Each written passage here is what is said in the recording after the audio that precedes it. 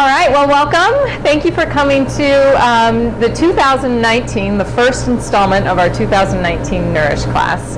We are excited. PCK, Positive Community Kitchen, along with Oregon Cancer Foundation, is really excited about this series and the growth of what's going to happen in 2019. We're expanding to different locations. If you've been with us in the past, you know that we are actually in a kitchen today, which is really exciting as far as what feasibly that lets us do, and expanding the recipe base and what we can provide for you. Tonight, we're going to talk a little bit about New Year's resolutions. If you're like a lot of people, the New Year is an opportunity to resolve to be healthy. And as much as I appreciate the dedication to health, it's unfortunate that a lot of times people are unsuccessful in their resolve, and they fall back into their unhealthy eating habits and unhealthy lifestyle habits within 2 or 3 weeks. As a healthy food chef, I am passionate about supporting people that want to be advocates for their own health and inspiring those people to use food as a way to heal and prevent through disease. I really do feel that taking it slow and instead of jumping on to the latest fad diets and things like that, people tend to fall prey to those diets that promise to get rid of the weight and help them feel great in less than a month. And it's really not the mindset that you want for your health. Your health is long-term. It is truly lifelong. And you don't want a 30-day change. You want a lifestyle change. And in order to change a lifestyle, you need time. And so if you take it slow, it allows you to develop those eating develop those healthy habits. It allows you to make those small changes that will truly grow to greater change in the long haul. So I am here tonight, and we're going to review a recipe that's actually inspired by my love of Italian food. I love to travel, and when I travel, I like to experience the food as a culture of where I am. I love to take indulgent dishes from where I've traveled and really turn them into something that is a healthier version of. It's my trick of continuing my healthy lifestyle choice, but feeling like I'm not depriving myself of the dishes that I really love. And so tonight we're going to be doing a risotto recipe. Instead of the traditional arborio rice, we're going to use a brown rice that is to increase the nutritional component. We're also going to be adding some butternut squash, some vegetables that really not only makes it healthier, but also has a lot of flavor components that are really going to enhance and sweeten and enliven the dish. So to start off, we are going to start with some leeks. We're going to use a leek as a base, as one of the base flavor components. So I have some olive oil here. I have a medium hot pan right here. I'm going to throw some olive oil in there. Turn down the pan so I know that it's not going to start to smoke. Now I'm going to throw in some leeks, and this is a leek. If you haven't cooked with leeks very often, they are an allium family. They are connected or cousins of garlic and onions. They have very similar. I feel like sometimes they're a little sweeter than an onion, and so I like to use them a lot in soups and sauces and things like that. So what you do is you just cut off the root part of the plant, as well as the very fibrous top portion, dark green portion. And so then what we're going to do is we're going to cut this down the middle. And what I like to do is just from here cut it into strips.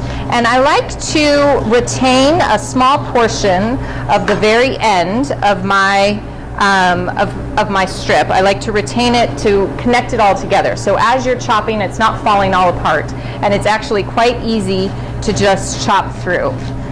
Now, leeks, because they are part of the allium family, they have antibacterial, antiviral properties. They're really high in folate, so they're good for your heart. So we're going to put these in here. And you're going to start to smell those wonderful caramelization happening. I'm going to just chop up the remaining section here.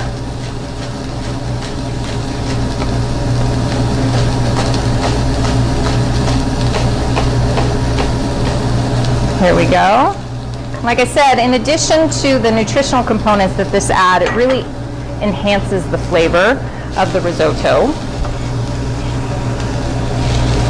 So we're going to throw the rest of that into here. And then we're going to whirl it around just to make sure that nothing's getting a little too brown. You're going to check your temperature, and that looks good. We're going to let this go for just a couple of minutes. While the leeks are sauteing, we're going to throw in a couple of garlic. Garlic also has that antibacterial, antiviral, nutritional components to it. So it's really great to increase your garlic when you're sick. It helps get rid of the cold or the flu that you're dealing with. So we're going to just smash that a little bit to get the skin off. Comes off pretty easily if you just give it a whack, and then you peel that skin back.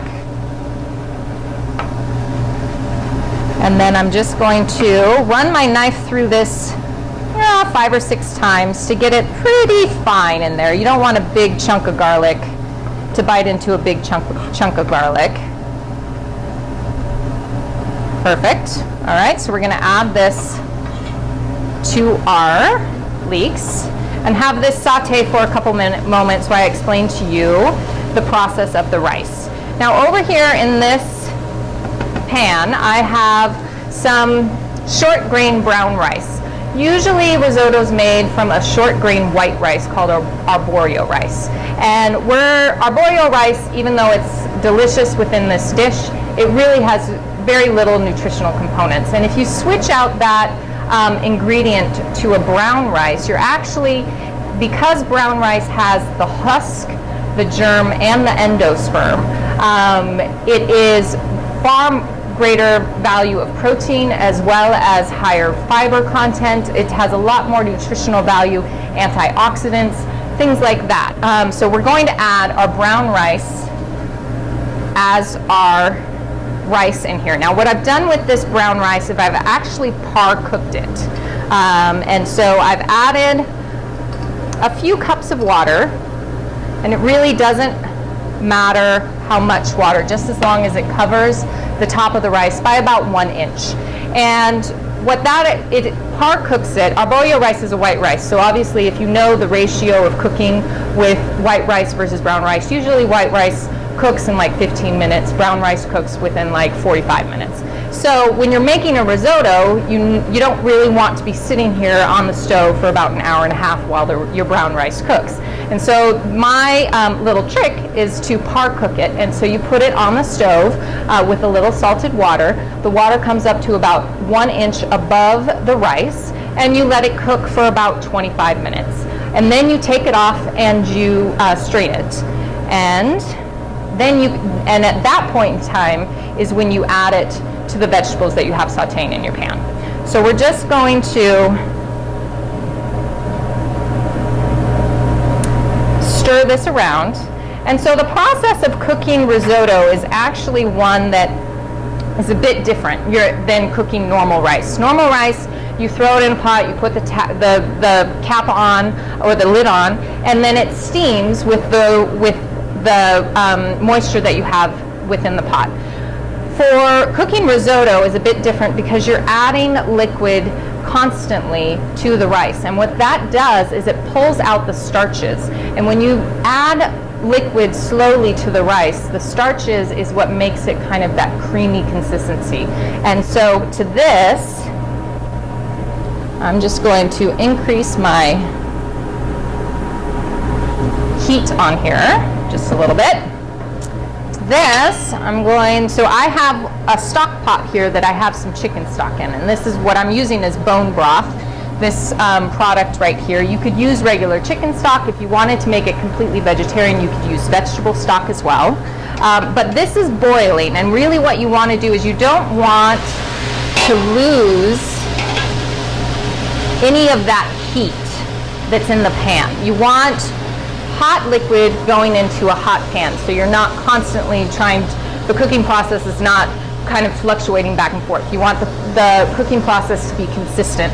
So you're gonna add, 2 or 3, depending on the size of your ladle, you're gonna add 2 or 3 ladlefuls of liquid to your pan at a time. And really what you're gonna do, risotto is one of those dishes where you don't step away from the pan because you're adding liquid in a very consecutive manner.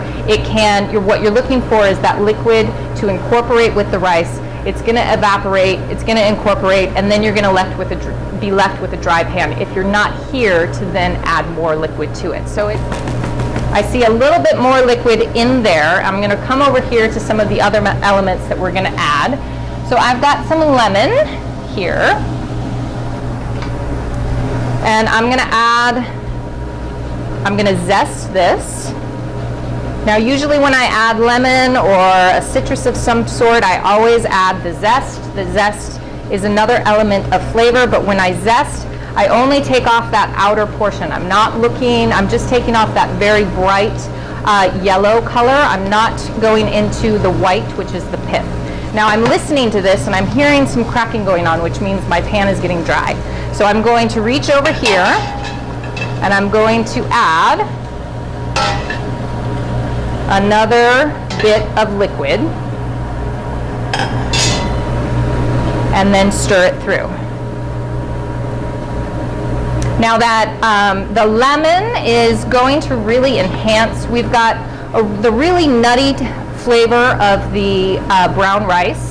We also have, because we're adding some butternut squash, we've got some amazing kind of sweetness from the butternut squash. So that lemon, that acidity is really going to heighten and kind of liven up this dish. So in addition to the zest that I just zested, I'm also going to add in about a tablespoon of, it's about half of the lemon. Perfect. Awesome. I'm just going to throw this back in here. All right.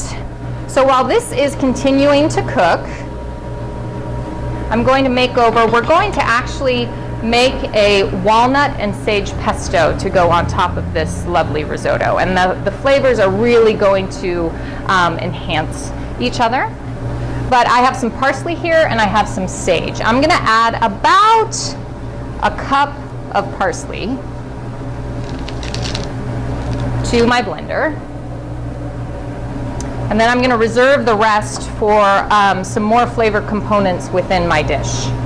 And then I have some beautiful sage leaves here, and I'm just going to pull these sage leaves off the stemmy portion of the plant. And while I'm doing this, I'm listening, because I haven't stepped away from my pan yet, I'm listening to this pan, and it's going to tell me when I need to add a little bit more water. And I'm hearing the crackling, so I'm going to come over here, and again, add a little bit of my chicken stock. This is looking great. All right, so I've got my sage over here that I'm going to add into my blender, and I'm just going to add maybe a bit more. Now this is a sauce that is incredibly versatile. You can use it as a pesto, you can use it as a dipping sauce, you can also use it as a marinade. That's one of my tricks for keeping a healthy lifestyle, is really when you're making sauces and things like that, storing some in the fridge so you can either utilize it as a dressing the next day, or you can utilize it as a marinade, and it just really helps for those quick fixes that you need to do for dinner and things like that. So I'm listening to my risotto, and I'm hearing it crackle a little bit more, so I'm just going to add in some more stock. Perfect. Okay, so back over here, we're also going to add to this some lemon. Usually I have a little lemon squeezer. Some lemon. and some toasted walnuts. Now what I've done with these walnuts is I put them in a pan on the burner. And you can either do this in the oven or on the pan. I like to do it in the pan because I can look at them. If I have them in the oven, and really this can go from 0 to 60 in a matter of 5 seconds. So if I have them in the oven, I'm not able to watch them more thoroughly, and I find that I burn them more often than not. So if I have them in a pan, I can at least keep an eye on them and make sure that they're toasting nicely. So what I'm going to do is I'm going to add these walnuts to our pesto. Pesto is usually made with pine nuts, but in this specific recipe I'm adding walnuts just for a variance of flavor, as well as an increase of vitamin E. Vitamin E, walnuts actually have a very rare form of vitamin E that's really great for your heart health. So it's adding another nutritional component as well. So I'm just going to add a little bit more chicken stock here.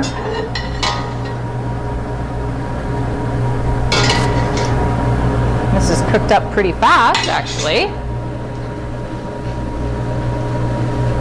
Perfect.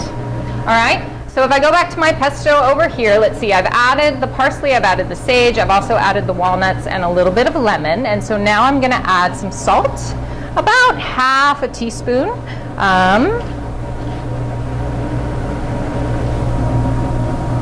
There we go. I got a little too much in my hand. And then a little black pepper, and about the same amount of black pepper, about half a teaspoon or so. You can always taste it to see if you need to enhance some of those flavors. And then we're going to add about a 1/3 cup of olive oil. And I'm just going to eyeball it a little bit, and then I will whirl it around. And if I need more, add a little bit more, I will. Perfect. I'm going to put the lid on, and pardon me while this makes a little bit of noise.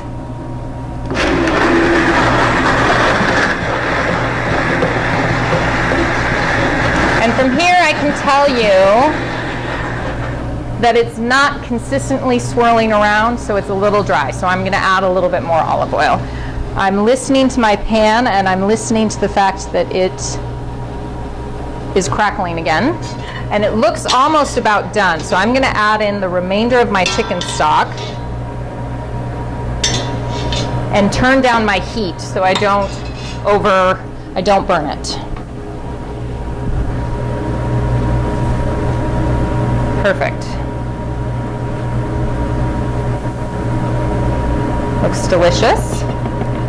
And then going back to my basil or my pesto over here, pardon me. That in there. We're going to add a little bit more olive oil.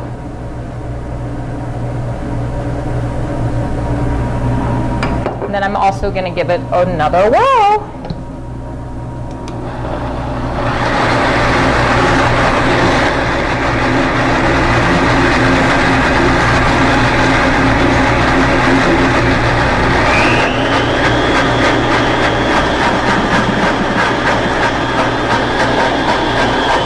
Just a little bit more olive oil to make it smooth. Now, that's perfect. Now I'm going to give this a taste test to see if I need to add any salt and pepper to this.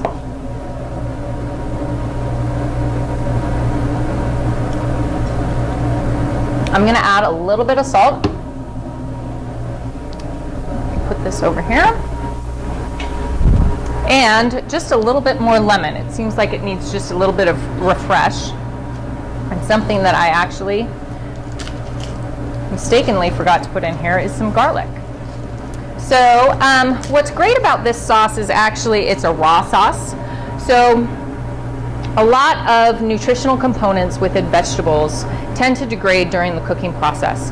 And a lot of nutritional components of the actual olive oil degrade during the cooking process as well. Olive oil is an amazing, powerful anti-inflammatory, has a lot of antioxidants, a lot of good fats for your heart, but a lot of those nutritional components are taken away once you start cooking it. So if you can make sauces that raw sauces, or raw dressings, raw dips, that sort of thing, that incorporate all of those raw components, it really does, it's far more beneficial for your health. So one of the great things about this pesto is that everything's raw, and so you're really benefiting from all of those antioxidants and vitamins that are in there. This is a really large clove, so I'm going to do 1 clove. Usually I would say 2 cloves, but that's a really large clove, and I want you being able to kiss your loved ones later.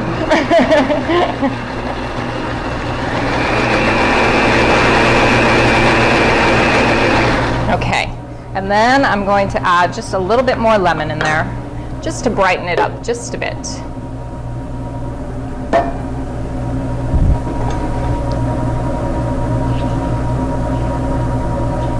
Perfect. And if you don't have a squeezer, which I do not have this evening, using your fingers is a really good way of making sure that those seeds don't get in your dish. Put that top back on. And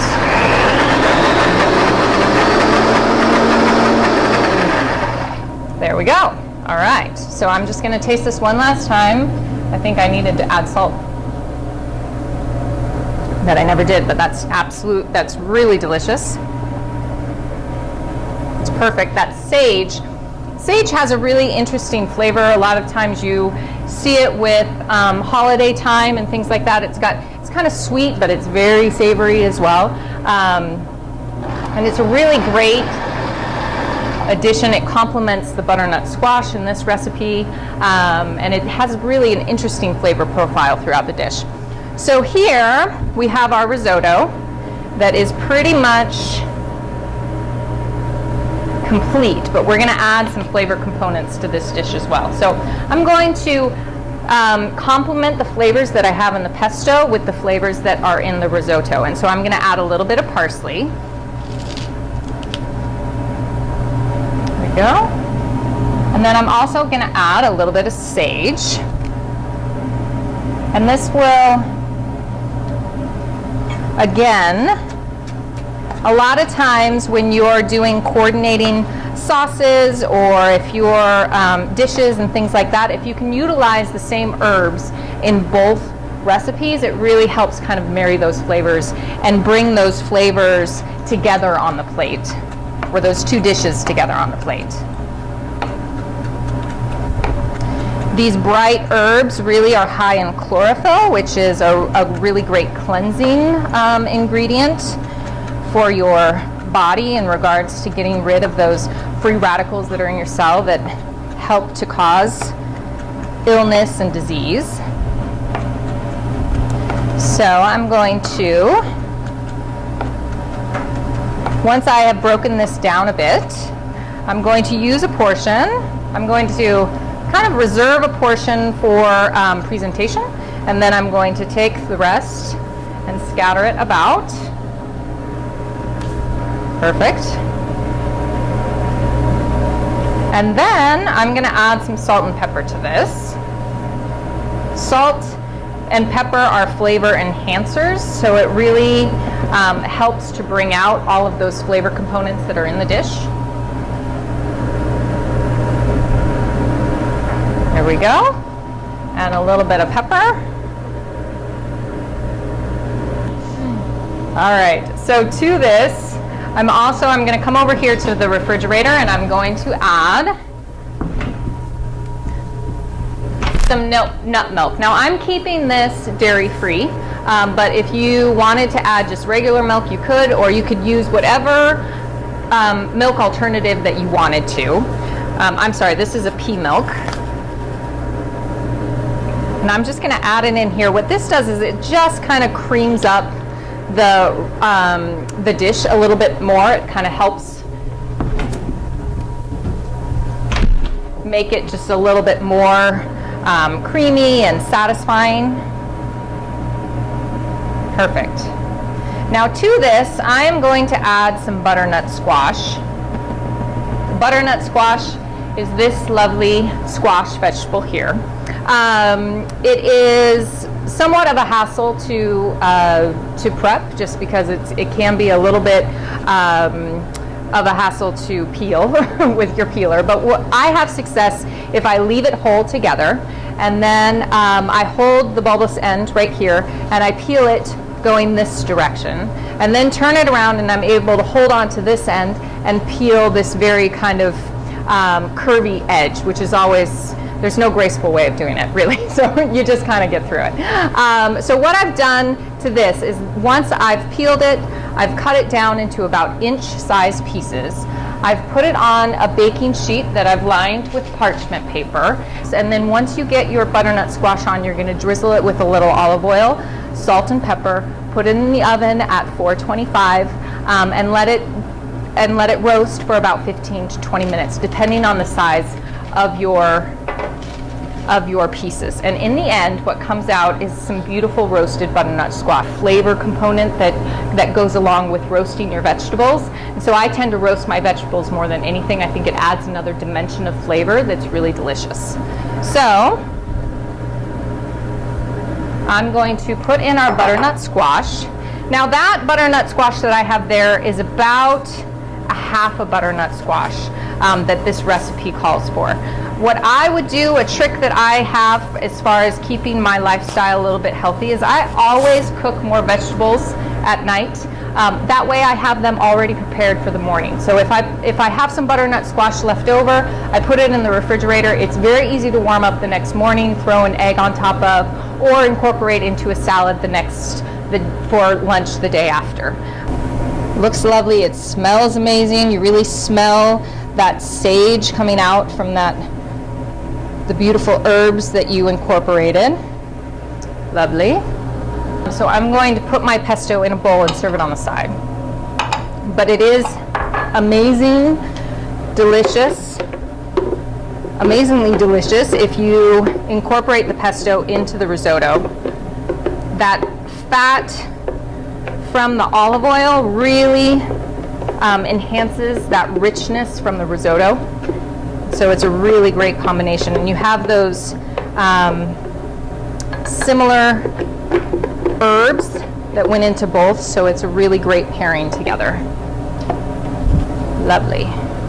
Just make it look a little bit beautiful. All right, I'm gonna put this here, right there. And then that's our butternut squash risotto with sage and walnut pesto.